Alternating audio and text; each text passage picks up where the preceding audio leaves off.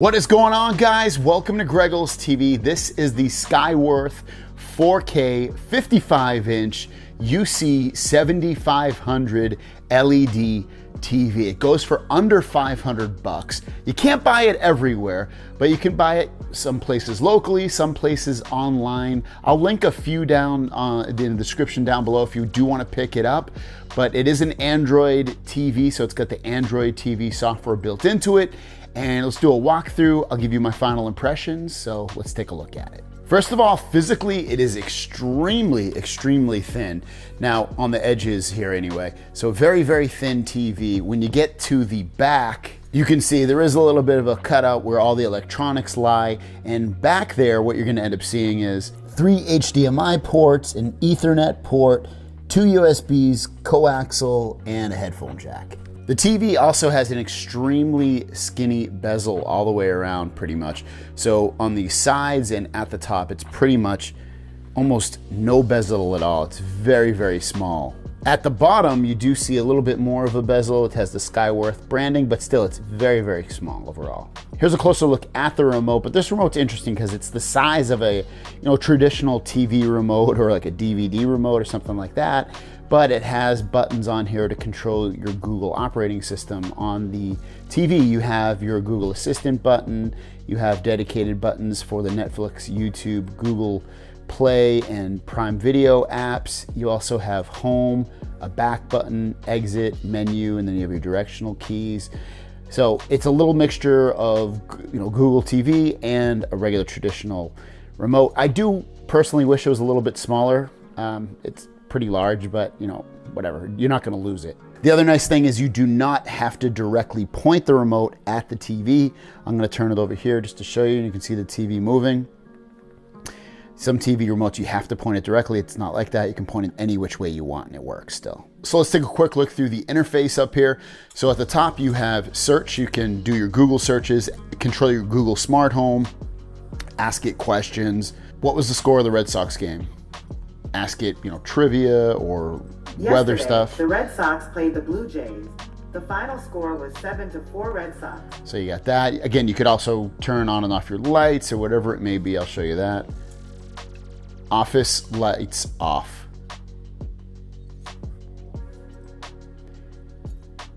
Sure. Turning 13 lights off. And that works because of the remote. The remote does obviously have a microphone built into it. Also at the top, you got home, Discover, and Discover will be looking through some of the apps that you have installed on here and try to find things that you might like to watch. And then you have apps. These are apps that are installed on here. There's a few apps that come pre-installed. Cast Play if you want to cast something. You have Bluetooth audio, you have your multimedia player, e-manual if you want to learn something about the TV. You do have a browser installed here, so if you want to browse the web, it's not going to be the best experience, but you will be able to, again, browse the web. So I'm using the remote to navigate. I'm going to bring up Google's website right here. I'll just click on that. So I searched Greggles TV. It's going to bring up pretty much anything to do with that. So I've got Twitter here.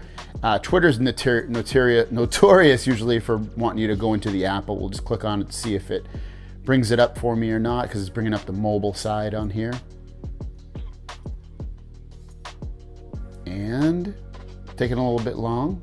Obviously it's not going to be as smooth as a computer or a phone or something like that, but you can see it does work. You can read websites and things like that from here. You can have your TV work with Alexa, obviously. So if you want to use Alexa instead of Google Assistant, you have that ability as well. It says you must use the Google account for your SKYWORTH Android TV. Literally you link with TV in the Alexa app. You can also at the top right go to inputs and change the inputs if you have more than one thing plugged into the TV. You have your Wi-Fi connections, and then you have settings. In settings, you can change your network and internet, you can change the inputs, you can choose to add and remove accounts that are signed into your TV, like Google accounts. You have your apps, that way you can force close apps or do things like that. You have device preferences, which is gonna be pretty much everything from updating the software of the TV, like system updates. You can see it runs Android 10. And then pretty much everything else in here as well that you'd want to take advantage of, from installing apps that aren't in the store to resetting the TV to making sure the Chromecast that's built into the TV is good, and shop mode and all that stuff is ready to go. Storage wise, when we come in here, you can see I get a total of 4 gigs. It's probably really 8 gigs based because of, a lot of that's going to end up being storage for the operating system of the television. And I have about 888 megabytes left over after having 3.5 gigabytes of apps installed. Overall, the usage of this is very, very smooth. It's quick opening up apps. I don't really have any problems with that. You can see we'll open up Netflix. It's going to open up pretty quick on here. Shouldn't have any issues with the speed or opening up apps. For me, it opens up pretty much the same across the board, this versus other TVs in terms of speed. There you go. That opened up fine. Go back home, open up Disney Plus, just to show you this, just to open up a couple of apps in here. And we'll see how quick there it goes. Loaded up pretty quick. And then lastly, we will open up HBO Max. And that's the cool thing about this. So you don't necessarily need another TV streaming box hooked up to this. You don't need a Roku or another Android TV or Apple TV or anything. This has the Android TV built right into it, so you can take advantage of that, so that you have basically one remote that does everything by controlling the TV, to turning it on and off, the volume, all that stuff, and you have your one-stop shop for everything.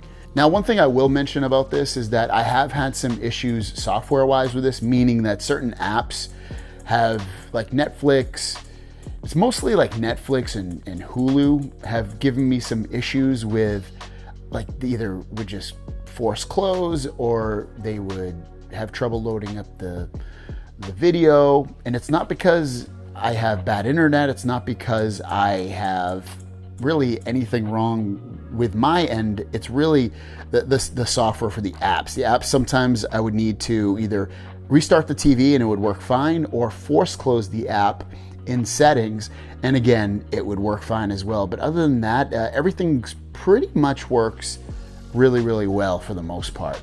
So I'll bring up a video of mine right here. This will play in 4K. It brings up videos fine. You can see it's playing right now, and I'll just make sure that it is playing in 4K, and it is. And it looks great. The colors are nice. Obviously, it's a little bit washed out on my phone, and that's due to when I was recording it. The screen of the phone got a little bit too bright, but everything's really, really clear. I can see the pores in my face. The colors are nice. It's clear. It's definitely a really good LED screen overall. I have no problems with that.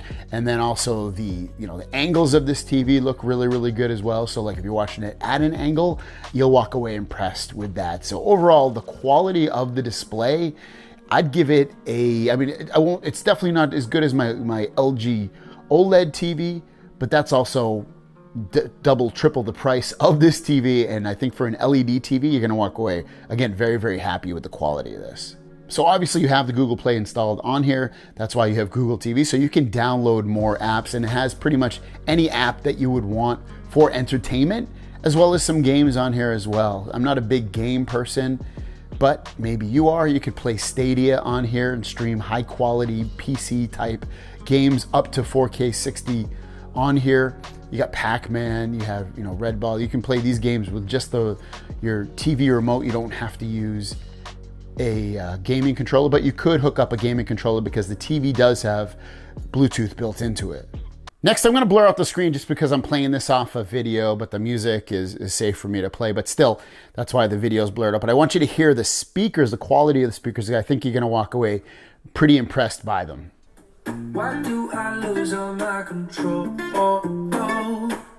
I keep on letting my bad habits make us both come crashing to the floor. Something to save us, close but we're strangers, feel like we're far apart. Dripping down the middle, dripping down the middle. Now, they're not the best speakers I've heard on a television, but they get loud. The bass gets a little punchy, a little muddy as well, but ultimately it's definitely, pretty good quality sound overall. I believe it's better than average for what you're gonna get. Volume, quality of sound, bass, all that put together. The last thing would be gaming. I did not hook this up to gaming, but it does have a 60 hertz refresh rate, so it's not gonna be for like the ultra gamer that needs the latest and greatest in terms of response times and all that, but it's gonna be fine for a person that's playing, on the Switch or PS4, PS5, Xbox Series X or Xbox One or something like that.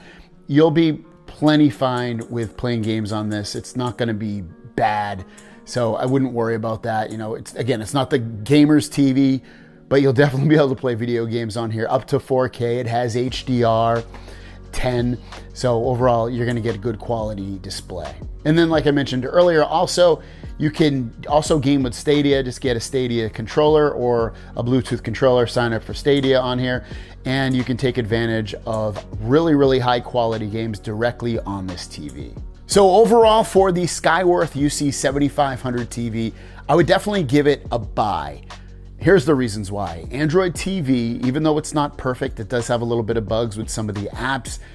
Restarting it or even just force closing the app 9 times out of 10 fixes the issue and you're good to go. I haven't had any really long-term effects with apps or the UI that, again, couldn't be fixed with a restart. Also, the quality of the sound, it's above average sound. That's great, especially when you're looking at that $500 range. You expect something to have some kind of good quality sound. Sometimes these TVs sound awful. Sometimes the volume isn't there. Sometimes it's muffled sound.